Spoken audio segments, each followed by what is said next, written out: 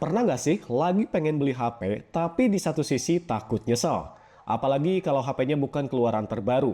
Nah, di video ini kita bakal bahas iPhone 13 di tahun 2026 ini. Biar kamu nggak salah beli dan berujung nyesal di belakang. Ingat, iPhone 13 itu rilis tahun 2021 dan sekarang kita udah masuk tahun 2026. Jadi pertanyaannya simpel tapi penting. iPhone 13 masih layak dibeli atau sebenarnya sudah ketinggalan zaman? Di video ini saya bakal bahas lengkap tapi to the point, mulai dari desain body, layar, performa, kamera, baterai, sampai dengan tes gaming. Dan di akhir, saya bakal kasih kesimpulan jujur nih, iPhone 13 ini masih worth it atau sebaiknya dilewatin.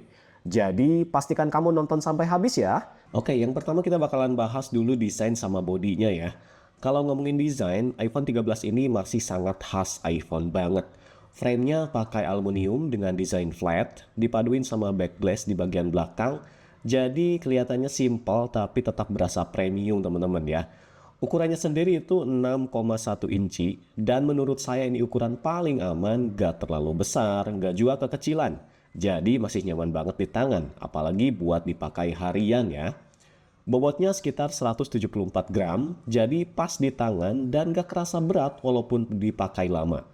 Entah buat chatting, nonton, atau main game, di bagian depan sudah dilapisi ceramic shield yang bikin layarnya lebih kuat dan lebih tahan kalau misalnya HP kepleset jatuh dibanding iPhone generasi lama. Ditambah lagi iPhone 13 ini sudah punya sertifikasi IP68, jadi tahan air dan juga debu teman-teman ya. Bikin pemakaiannya lebih tenang buat aktivitas sehari-hari. Singkatnya, dari segi desain dan build quality, iPhone 13 masih solid dan nyaman dipakai sampai sekarang. Oke, yang selanjutnya kita bahas adalah layar ya. Resolusi layar iPhone 13 ini adalah 2K teman-teman. Pada layar Super Retina XDR OLED menghasilkan kerapatan piksel sekitar 460 ppi.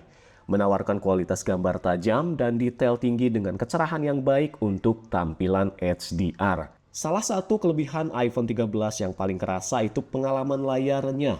Buat nonton YouTube atau Netflix, layarnya enak banget dipakai. Warna cerah, tajam, dan kontrasnya dapet teman-teman. Terus buat scroll TikTok dan Instagram tampilannya halus, responsif, dan bikin betah lama-lama. Intinya, kalau dipakai buat hiburan dan sosmed sehari-hari, iPhone 13 itu nyaman banget teman-teman dan masih relevan sampai dengan saat ini. Minusnya hanya satu, layar ini masih 60 Hz, bukan promotion. Kalau kamu udah terbiasa 120 Hz, mungkin terasa beda. Tapi kalau dari HP 60 Hz juga masih aman banget. Oke, selanjutnya kita bahas performa atau chipsetnya ya, masuk ke bagian penting nih. Nah, untuk iPhone 13 ini dibekali dengan chipset Apple A15 Bionic, setara dengan chipset flagship Android seperti Snapdragon 888 Plus Gen 1 dan MediaTek Dimensity 9000 ya. Menawarkan performa sangat kuat untuk gaming dan juga tugas berat. Unggul di single core dan multicore, serta memiliki performa grafis GPU yang sangat baik. Walaupun di iPhone itu kita nggak usah ngomongin RAM ya, cuma di sini kita omongin aja.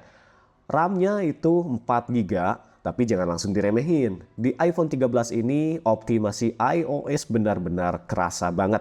Masuk ke tahun 2026 ini, iPhone 13 masih dapat update iOS terbaru ya. Nah, untuk di iPhone ini kita udah update ya iOS-nya ke 26.2 teman-teman. Dan yang paling penting, UI-nya tetap smooth dan enak dipakai. Buat pemakaian sehari-hari, multitasking masih lancar, pindah-pindah aplikasi cepat, dan buka aplikasi juga responsif. Selama dipakai normal, chatting, sosmed, browsing, sampai streaming hampir nggak ada lag yang ganggu. Jadi dari sisi performa harian, iPhone 13 ini masih aman dan nyaman banget. Oke, kita sekarang masuk ke review game atau gaming test ya.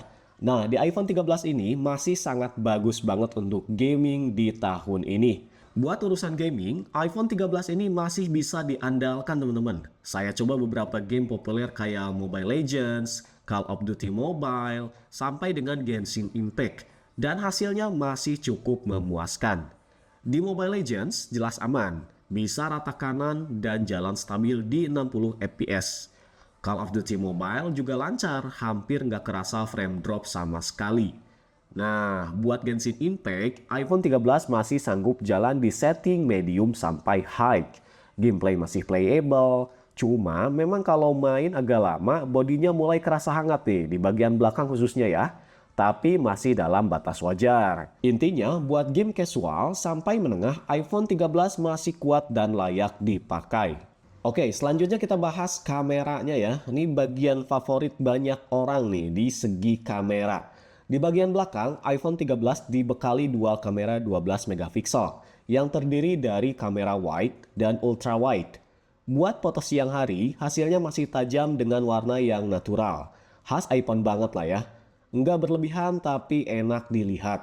Masuk ke kondisi malam hari, night mode, masih bisa diandalkan. Hasil foto tetap terang dan detailnya masih dapat. Untuk kamera ultra wide, detailnya masih oke di kondisi cahaya cukup. Tapi memang kalau dipakai di low light, bakal muncul sedikit noise. Yang menurut saya masih wajar aja sih.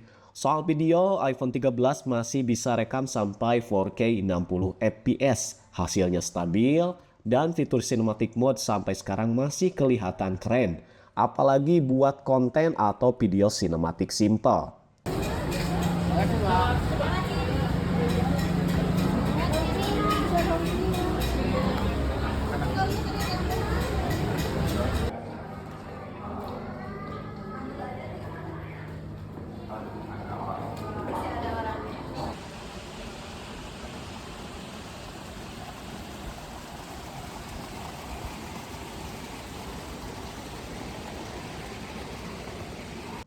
Di bagian depan kameranya 12 megapiksel, hasil selfie kelihatan natural. Dan buat video vlog, kualitasnya masih sangat layak dipakai. Jadi, kalau kamu butuh HP buat foto, video, atau bikin konten sehari-hari, kamera iPhone 13 masih aman dan bisa diandalkan. Oke, jadi ini untuk penampakan kamera selfie kamera depan ya. Nah, kita menggunakan resolusi HD 30 fps dan kebetulan kalau misalkan kita menggunakan kamera selfie depan, kita nggak bisa langsung switch ke resolusi yang lebih tinggi ya. Jadi harus di stop dulu, baru kita bisa switch resolusinya. Nah, yang ini kita menggunakan 4K 30 fps. Untuk kamera selfie depan ini, iPhone 13 kita bisa mentokin resolusinya 4K 60 fps ya, itu paling tinggi teman-teman ya. Oke, sekarang kita masuk ke pembahasan baterai dan pengisian daya.